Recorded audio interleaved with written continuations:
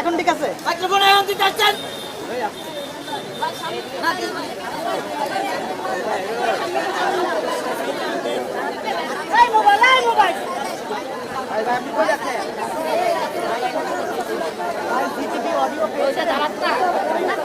এখনো মানে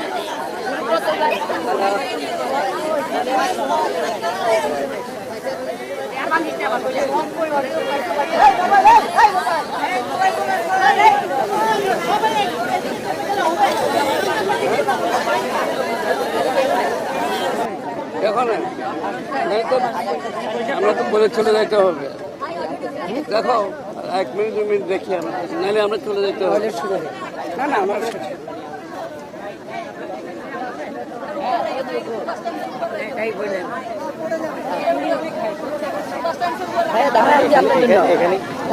আপনার জন্য কি হলো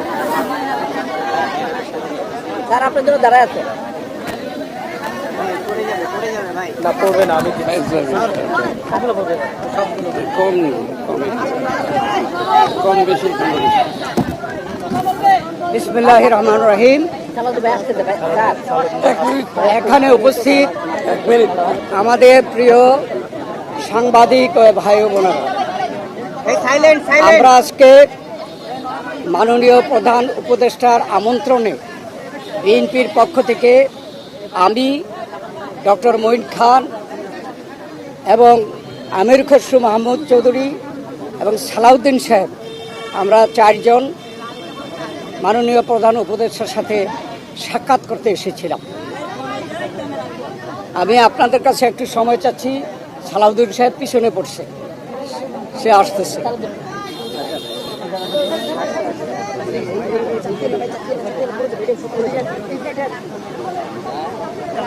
সালাউদ্দিন বলে আসতাম তোমার। আচ্ছা, ধন্যবাদ আপনাদেরকে আমাদের জন্য অপেক্ষা করার জন্য। মাননীয় প্রধান উপদেষ্টা আমাদেরকে আমন্ত্রণ জানিয়েছিলেন তার সাথে সাক্ষাৎ করার জন্য। আমরা ইতিমধ্যে নামগুলো ঘোষণা করেছি, আমরা 4 জন এসেছিলাম। তবে আমাদেরকে আলোচনার বিষয়বস্তু আগে জানানো হয়নি। বর্তমান রাজনৈতিক প্রেক্ষাপটে আমরা যা আন্দাজ করতে পেরেছিলাম তার উপরে ভিত্তি করে আমরা একটা লিখিত বক্তব্য নিয়ে এসেছি এবং সেই লিখিত বক্তব্যটি আমরা মাননীয় প্রধান উপদেষ্টার সমীপে পেশ করেছি এবং সেই ভিত্তিতে আমরা আলোচনা করেছি। তার একটি সারাংশ আমি আপনাদের সামনে তুলে ধরতে চাই। বাংলাদেশে গণতন্ত্র উত্তরণের লক্ষ্যে বিএনপি প্রথম থেকেই একটি সুস্পষ্ট জাতীয় নির্বাচনী রোডম্যাপ দাবি করে আসছে। আপনারা জানেন যে আমরা এটা প্রকাশ্যভাবে দাবি করে আসছি।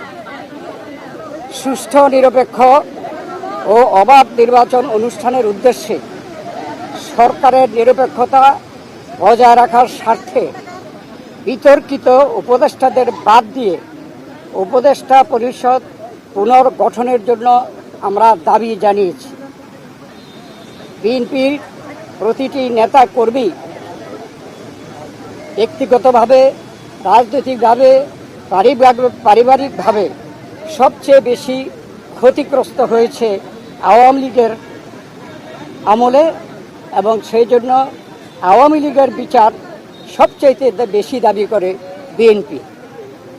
এই বিচার প্রক্রিয়া কোনোভাবে অসম্পূর্ণ থাকলে বিএনপি সরকারের দায়িত্বে যখন যাবে তখন বিচারের আওতায় এনে তা বিচার বিভাগের মাধ্যমে, স্বাধীন বিচার বিভাগের মাধ্যমে পরিপূর্ণভাবে সম্পন্ন করা হবে। নির্বাচন সংশ্লিষ্ট সংস্কার কার্যক্রম অবিলম্বে সম্পন্ন করে ডিসেম্বরের মধ্যে জাতীয় সংসদ নির্বাচন অনুষ্ঠানের জন্য দ্রুত একটি রোডম্যাপ প্রদানের দাবি আমরা জানিয়েছি। বাংলাদেশের মানুষ বিশ্বাস করে যে অন্তর্বর্তীকালীন সরকারের মূল দায়িত্ব হচ্ছে একটি সুষ্ঠু নিরপেক্ষ নির্বাচনের মাধ্যমে বাংলাদেশকে গণতন্ত্রে উত্তরণের প্রক্রিয়া দ্রুত সম্পন্ন করা হবে। যে কোনো উছিলায় নির্বাচন যত বিলম্ব করা হবে, আমরা মনে করি জাতির কাছে আবার স্বৈরাচার পুনরায় ফিরে আসার ক্ষেত্র উপস্থিত হবে। এর দায় দায়িত্ব বর্তমান সরকার ও তাদের সাথে সংশ্লিষ্টদের উপরে বর্তাবে। বিএনপি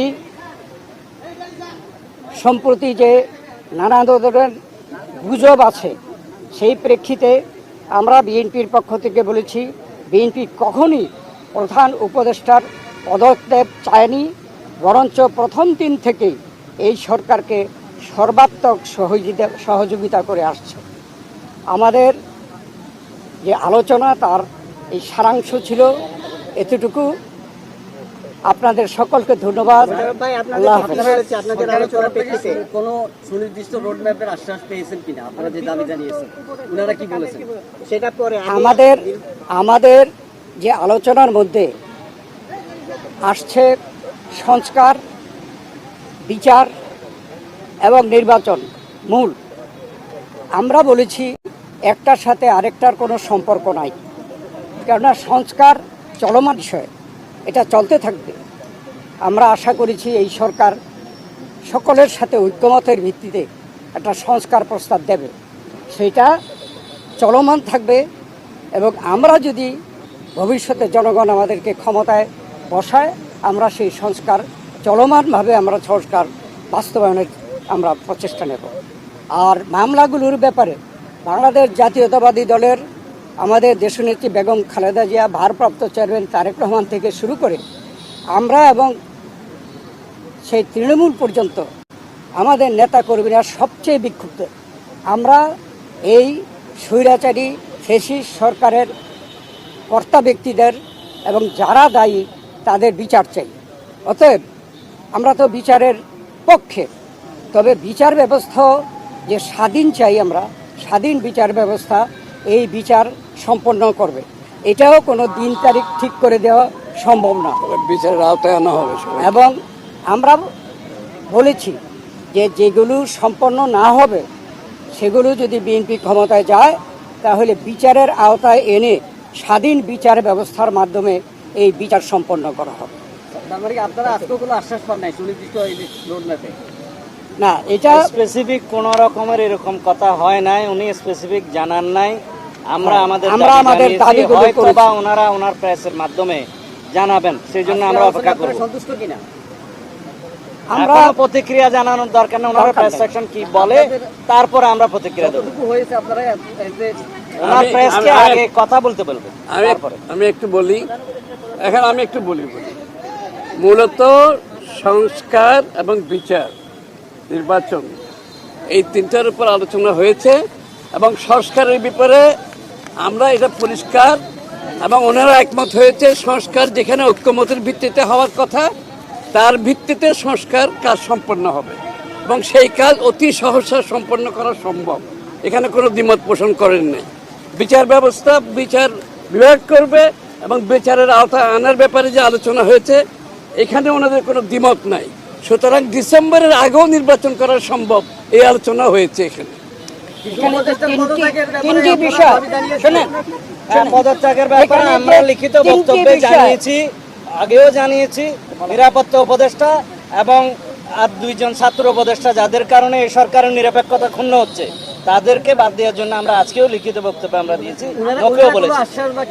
সেই আশ্বাস ওনারা দেখবেন, আমরা আমাদের বক্তব্য দিয়েছি। Thank you, thank you. যে তিনটি বিষয় নিয়ে আমরা কথা বলেছি আপনারা শুনেছেন, সংস্কার, বিচার এবং নির্বাচন। আমরা স্পষ্ট ভাষায় বলেছি যে আর মিউচুয়ালি এক্সক্লুসিভ, একটার সঙ্গে আরেকটার কোনো সম্পর্ক নেই। এবং যদি দ্রুত নির্বাচন দেওয়া হয়, আমরা স্পষ্ট ভাষায় বলেছি আজকে বাংলাদেশের যে নৈরাজ্য হচ্ছে, যে আইন শৃঙ্খলা পরিস্থিতির অবনতি হচ্ছে, এক অ্যানাউন্সমেন্টের ফলশ্রুতিতে বাংলাদেশের শান্তি শৃঙ্খলা এবং গণতন্ত্র ফিরে আসবে। Thank you, thank you, thank you, ধন্যবাদ সবাইকে, ধন্যবাদ। Thank you, thank you.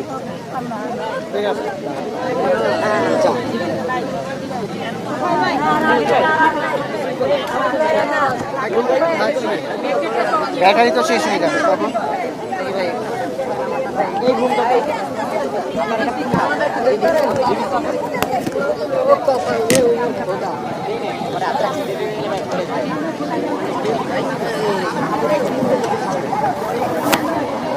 কিরে আমার বোন কি ফালাই দিছে?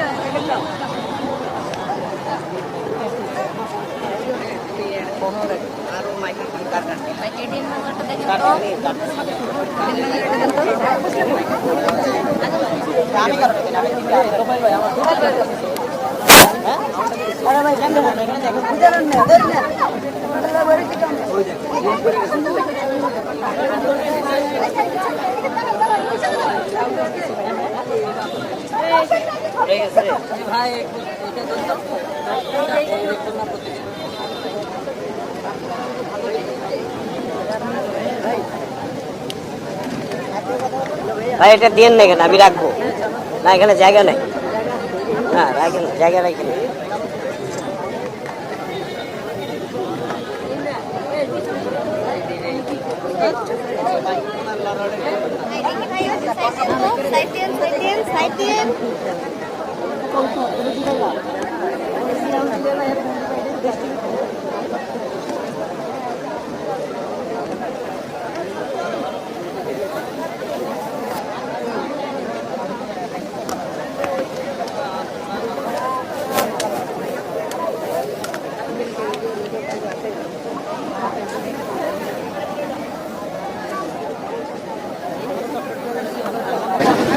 এবং আমির খসরু মাহমুদ চৌধুরী এবং সালাউদ্দিন সাহেব, আমরা চারজন মাননীয় প্রধান উপদেষ্টার সাথে সাক্ষাৎ করতে এসেছিলাম। আমি আপনাদের কাছে একটু সময় চাচ্ছি। সালাউদ্দিন সাহেব পিছনে পড়ছে, সে আসতেছে।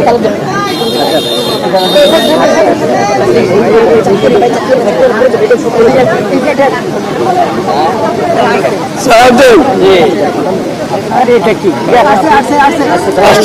বলে আসলাম তোমার। আচ্ছা, ধন্যবাদ আপনাদেরকে আমাদের জন্য অপেক্ষা করার জন্য।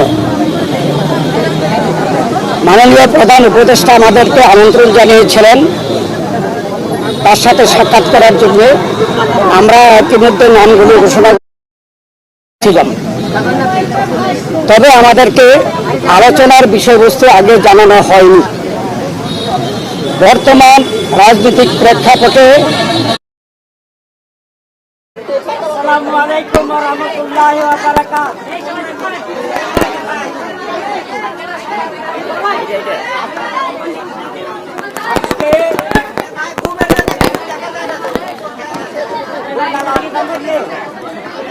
দেখা যায় না, দেখা যায় না।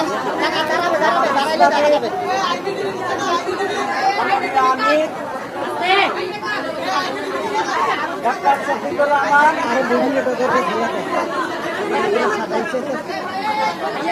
আমরা আজকে প্রধান উপদেষ্টার সাথে আচ্ছা, জায়গা মতো আছে। সাক্ষাৎ হয়েছে। দেশের বর্তমান পরিস্থিতির উপরে দীর্ঘ আলোচনা হয়েছে।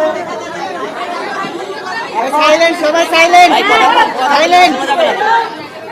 আপনাদের সামনে সংক্ষিপ্ত প্রেস ব্রিফিং করবেন বাংলাদেশের অন্যতম জাতীয় নেতা, আজকে এই পরিস্থিতি জনগণের পক্ষে সুস্থ রাখার জন্য যিনি গত 2-3 দিন ধরে দিন রাত পরিশ্রম করছেন, বিভিন্ন স্টেক হোল্ডারদের সাথে আলাপ আলোচনা করছেন, তারই একটা অংশ হিসেবে আজকে প্রধান উপদেষ্টার সাথে আমাদের মিটিং হয়েছে। সেই মিটিং সম্পর্কে এখন সংক্ষিপ্ত প্রেস ব্রিফিং করবেন বাংলাদেশ জামাত ইসলামের মাননীয় আমির, জাতীয় নেতা যাত্রা উৎসর্গিত রওনা। আপনাদের জন্য কি বসে বললে ভালো হয়?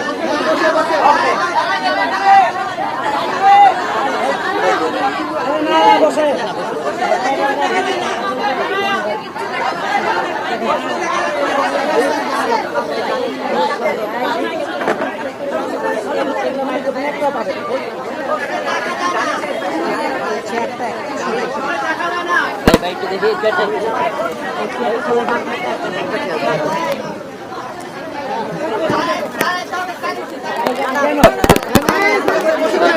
সামনে আছেন তাদের জন্য দাঁড়াইলে ভালো হয়, আবার যারা দূরে আছেন তাদের জন্য বসলে ভালো হয়।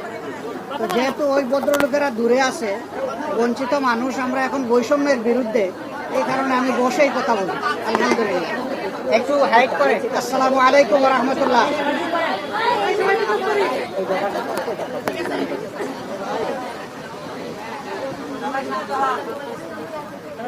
আসসালামু আলাইকুম ওয়া রাহমাতুল্লাহ। সাংবাদিক বন্ধুগণ, আপনারা নিশ্চয়ই অবহিত আছেন যে গত কয়েকদিন ধরে বাংলাদেশে কিছুটা অস্বাভাবিক অবস্থা বিরাজ করছিল। তারই ধারাবাহিকতায় গত পরশুদিন অর্থাৎ বৃহস্পতিবারে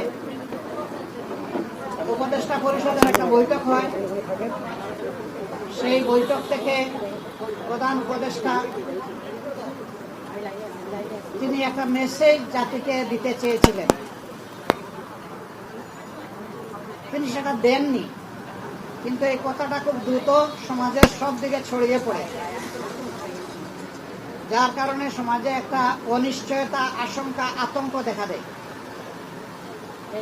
আমরা সেই দিনই বিষয়গুলোকে হিসাবে নিয়েছি, নোটিশে নিয়েছি।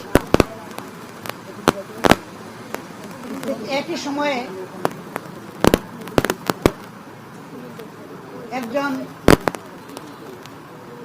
রাজনৈতিক নেতা তার জনপ্রতিনিধিত্বের একটা দাবি নিয়ে তিনি একটা অবস্থান নিয়েছিলেন। আবার আরেকটা গুরুত্বপূর্ণ জায়গায় আরেকটা দাবিতে আরেক দল অবস্থান নিয়েছিলেন। এই সব কিছু প্রধান উপদেষ্টার জন্য কিছুটা কষ্টের, কিছুটা বিরক্তির ছিল, যার কারণে তিনি তার দায়িত্বের ব্যাপারেই পুনর্বিবেচনা করবেন এরকম একটা অভিব্যক্তি তিনি প্রকাশ করেছিলেন। কিন্তু কার্যত এটা অফিসিয়ালি সামনে আসেনি। এ বিষয়ে আপনারাও আমাদের মতোই বিচলিত ছিলেন, আমরা এটা বিশ্বাস করি। কারণ দেশ আমাদের সবার, দেশ ভালো থাকলে আমরা সবাই ভালো থাকবো।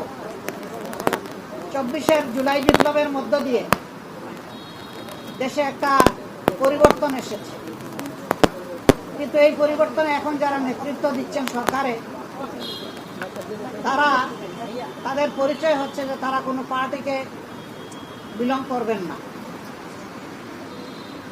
এটা হওয়া উচিত, কিন্তু এখানেও কিছু ব্যতিক্রম, এটাও মাঝে মধ্যে সমাজকে উদ্বিগ্ন করেছে।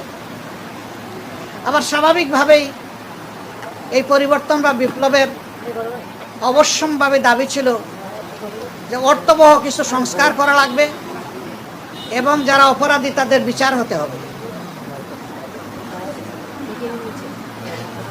এই সংস্কার এবং বিচারের মধ্য দিয়েই একটা অর্থবহ নির্বাচন হবে, যেই নির্বাচনে সমতল মাঠ থাকবে। নির্বাচনে যারা অংশগ্রহণ করবেন তাদেরকে কোনো ধরনের ষড়যন্ত্রের মুখোমুখি হতে হবে না। এখানে পেশি শক্তি এবং কালো টাকার প্রভাব চলবে না। 15.5 বছর মানুষ 3টা নির্বাচনে তার ভোটের অধিকার প্রয়োগ থেকে বঞ্চিত হয়েছে। এবার তারা নিঃসংকোচে নিজের এই অধিকারটা প্রয়োগ করতে চায় এবং এই সুযোগ পাবে, নিশ্চিত হবে। এটি হচ্ছে জনগণের দাবি। প্রধান উপদেষ্টা ইতিমধ্যে কয়েকবার তিনি বলেছেন নির্বাচন তিনি দিতে চান এই বছরের ডিসেম্বর থেকে শুরু করে আগামী বছরের জুনের মধ্যবর্তী কোনো এক সময়, কিন্তু তিনি সুনির্দিষ্ট কোনো রোডম্যাপ দেননি, কোনো মাস সপ্তাহ তিনি ঘোষণা করেননি।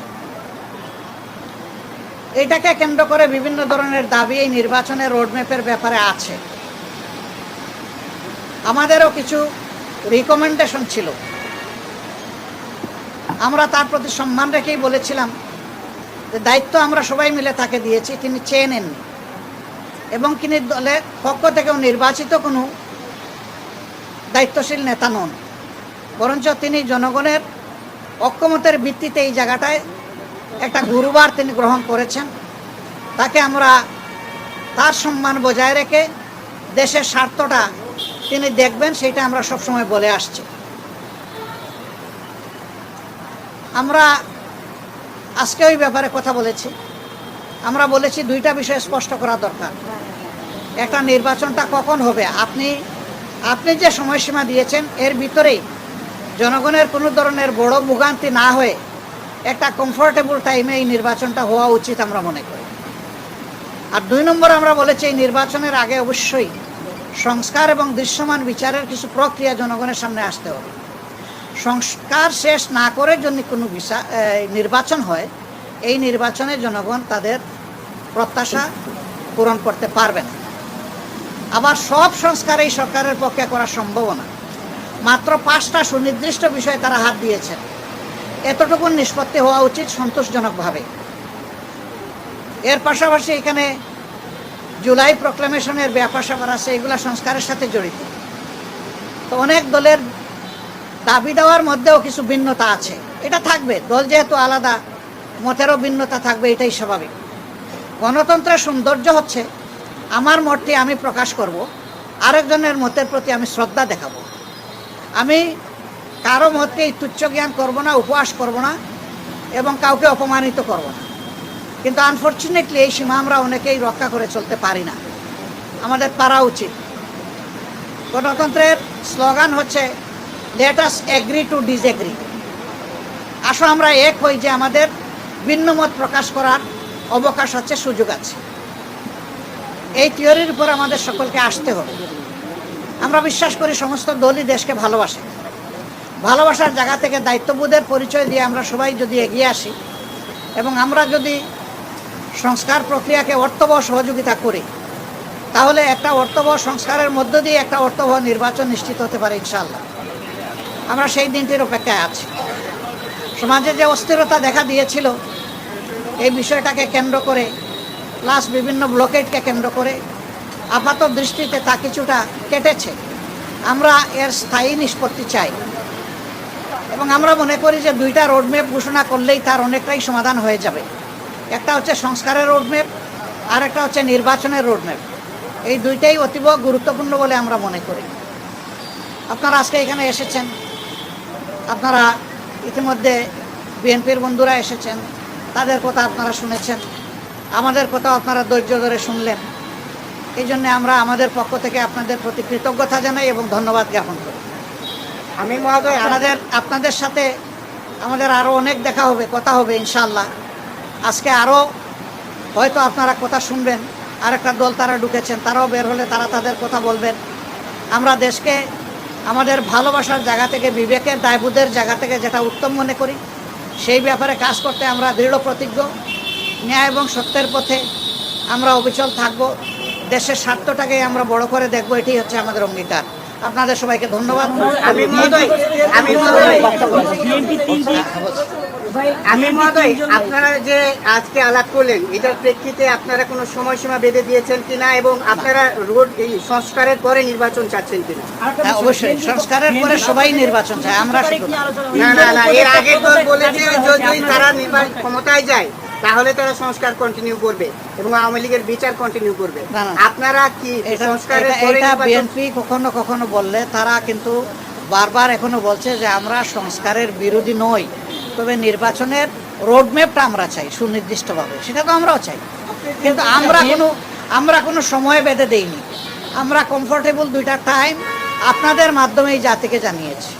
যদি সংস্কার শেষ হয়ে যায় তাহলে ফেব্রুয়ারির মধ্যভাগে এটা হতে পারে, আর যদি সংস্কারের ভিতরে শেষ না হয় আর একটু সময় লাগে, এরপরেই যেহেতু রোজা শুরু হয়ে যাবে, রোজার পর হতে হবে, তারপরে এটাকে টেনে লম্বা করলে কোনো সুষ্ঠু নির্বাচন করা সম্ভব হবে না।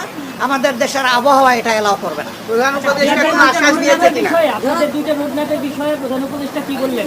যে দুইটা দাবি জানাইছেন সে দুইটার ব্যাপারে প্রধান উপদেষ্টা কি তিনি গভীর মনোযোগ সহকারে শুনেছেন এবং আমাদের এটা আস্থা হয়েছে যে তিনি বিষয়টাকে ইতিবাচকভাবে নিয়েছেন। আচ্ছা, বিএনপির পক্ষ থেকে তিনজন উপদেষ্টা পদত্যাগ চেয়েছেন। আপনাদের কি চান বা তাদের পদত্যাগ চাওয়াটাকে আপনারা কিভাবে দেখেন? তারা বলছে নির্বাচনে বা সরকার নিরপেক্ষতার জন্য তাদের পদত্যাগ করা দরকার। পদত্যাগ চাইলো বিএনপি আর ফতোয়া দিবে জামাতে ইসলামী, এটা কি মানায়? তারা যারা পদত্যাগ চেয়েছেন এই ব্যাপারে তারাই ব্যাখ্যা ভালো দেবে। আমরা কারোই কোনো পদত্যাগ চাইনি এবং এই সময় আমরা যখন ওই রকম প্রয়োজন অনুভব করব তখন আপনাদের মাধ্যমে জানাই দেব। মিটিংয়ের মাধ্যমে কি অস্থিরতা দূর হবে মনে করছেন? এই যে অস্থিরতার অবস্থা বিরাজ করছে আপনারা আমরা আশাবাদী ইনশাআল্লাহ কিভাবে মনে করছেন? পুরাটাই দূর হবে ইনশাআল্লাহ।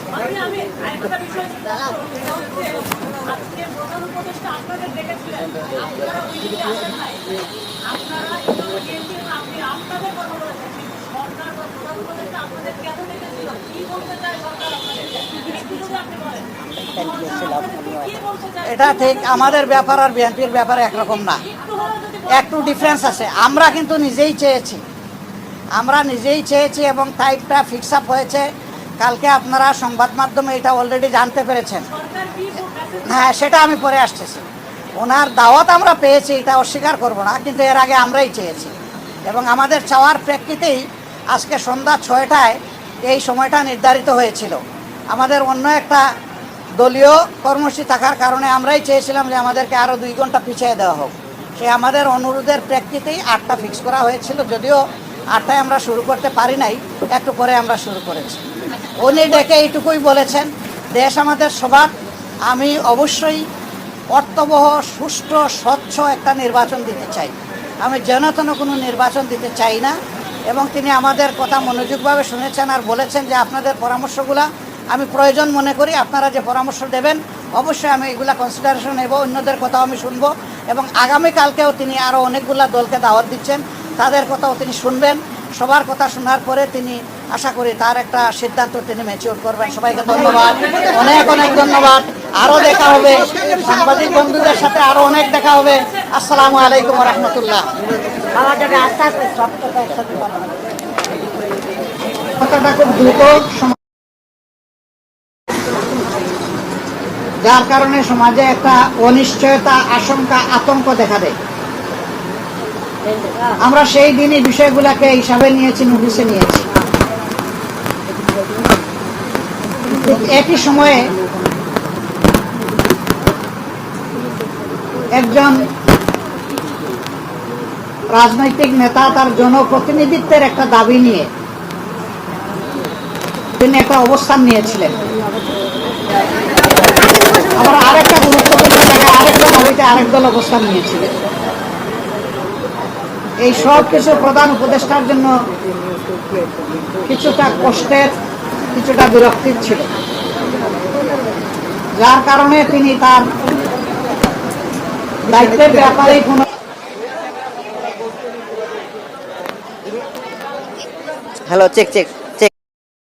সামনে আসেনি। এ বিষয়ে আপনারাও আমাদের মতোই বিচলিত ছিলেন, আমরা এটা বিশ্বাস করি। কারণ দেশ আমাদের সবার, দেশ ভালো থাকলে আমরা সবাই ভালো থাকবো। জামায়াত ইসলামী একটি সংবাদ সম্মেলন করেছেন এবং তারা যেটি বলেছে যে ডক্টর মোহাম্মদ ইউনূস তাদেরকে বলেছে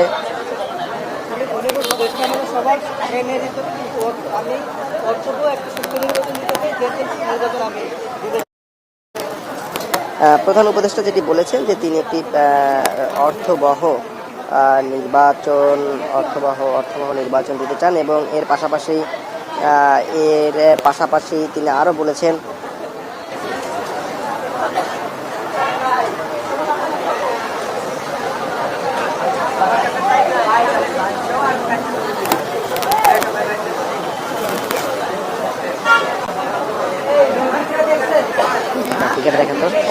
তিনি যেটি বলছেন যে প্রধান উপদেষ্টা অর্থবহ নির্বাচন করতে চান বলে জামায়াতকে জানিয়েছেন।